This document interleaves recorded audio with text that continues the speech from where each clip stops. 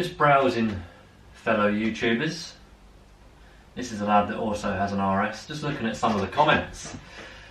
What we got here? Finance. Watch out, the finance company don't take the RS off you for modding it. Hope your finance company is okay with you modifying the car, else they may want the car back for full payment. I think this is all to do with Ricky from Living Life Fast. But it's got me thinking. I've never actually explained to you if my car is on finance. I've got modifications. What are the implications going to be of my modifications? Let's go and have a chat.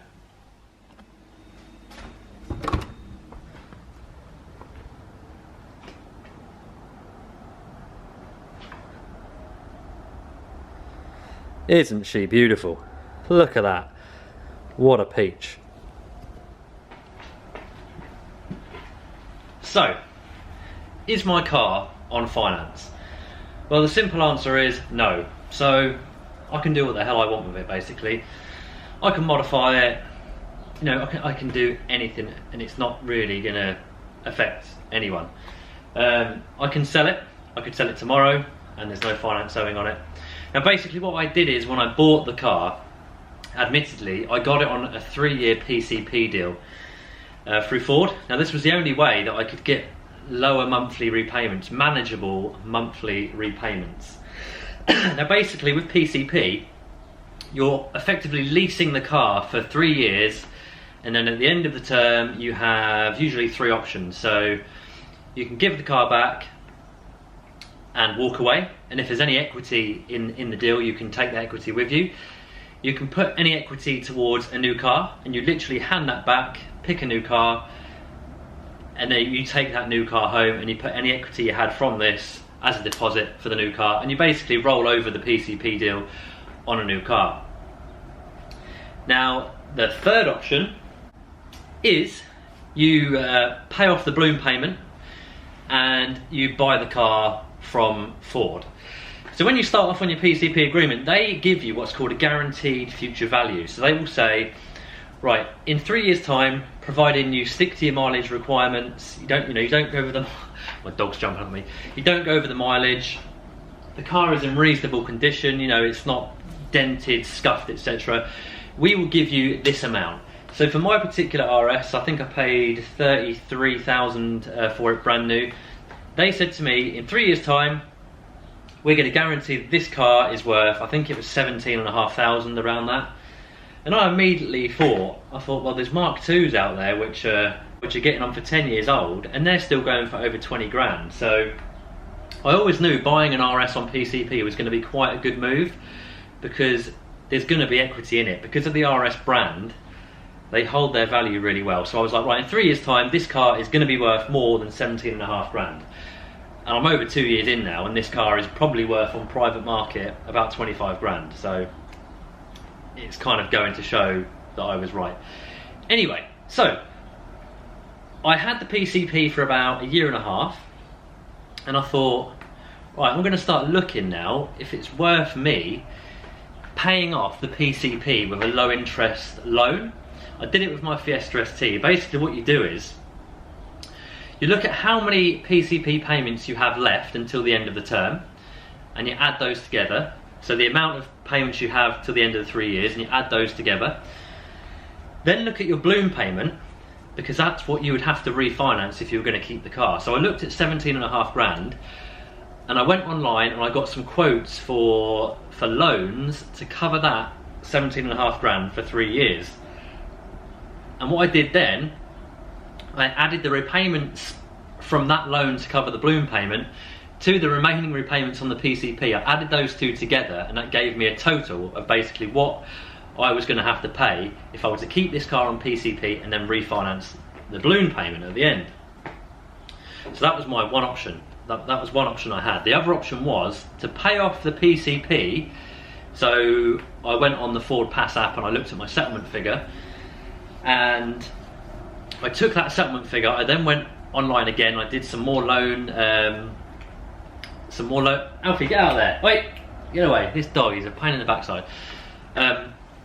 Yeah, so my settlement figure was about 24,000. So I went on Sainsbury's loans.co.uk, went into their loans calculator, and I did 24,000 over 5 years for a loan to pay off the PCP.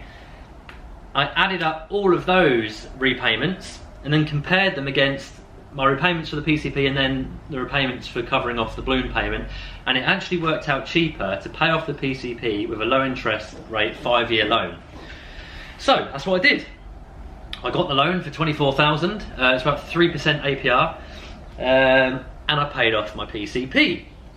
So at that time the car was probably worth, around 26,000. So even with the new loan I had to pay off the PCP and any interest added on, I was still in equity.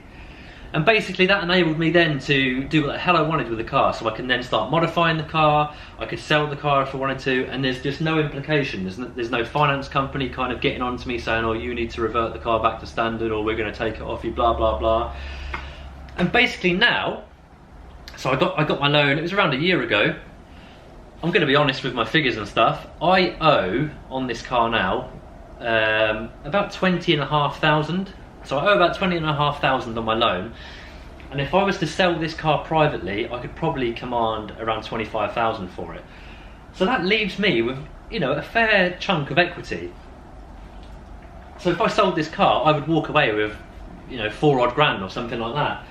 And that's a really kind of good position to be in with a car, because a lot of people will just go out and buy a car on PCP, and they'll find themselves in negative equity right up till the end of the term. So it doesn't really give them any flexibility. Even if you get a loan and pay off the PCP, you're still in the position where the car is worth less than what you owe. So if you sell the car, you still owe money on the loan. Even if you pay off all that money onto what's left on the loan, there'll still be some left over, which is negative equity. So you've got to be quite smart with these situations. So when you are thinking about buying a car on PCP, just pick the right sort of car, the car that isn't just going to drop like a stone when it comes to depreciation. So yeah, I hope you've managed to understand that. It's quite long-winded, and I'm not the most intelligent person when it comes to figures and stuff, but that's the way I do it. I did it with my Fiesta ST. But yeah, so just be smart, don't get too carried away with wanting a car really desperately and I want to just get any finance I can. Just think about it, do shopping around, see if a loan is a better thing to do, because quite often if you're buying a car that's sort of 15,000 or below, it's always worth looking at a loan, because you can get some good low interest rates from certain providers compared to used car finance. So yeah, like I say, I hope you've understood this. I hope you found it reasonably helpful. There's my dog again. Come here. Here's my dog, Alfie. Look, I thought I'd show you him as he's been trotting around ruining my video for the past 5 minutes. Yeah, as you can see, the car's looking fresh in the background. I want to do another vlog about this car, talking about it, because I've just been a little bit uncertain if I want to keep it or not. Might be test driving some cars in the near future. I really like the look of a BMW M2, but it's not set in stone. I mean, this car's beautiful, isn't it? I just get a bit of an itch after 2 years. But we'll see. And oh, actually, before I go, I want to quickly, the PCP I got out for this car, the car was 33,000. I put 3,000 down, and my monthlies were about 460. When I paid off the 24,000, cleared the PCP, my loan monthlies dropped down to around 445. So I'm also paying less per month. So yeah, I missed that bit. Anyway, guys, until the next video, all take care of yourselves, and I shall see you soon. Beautiful.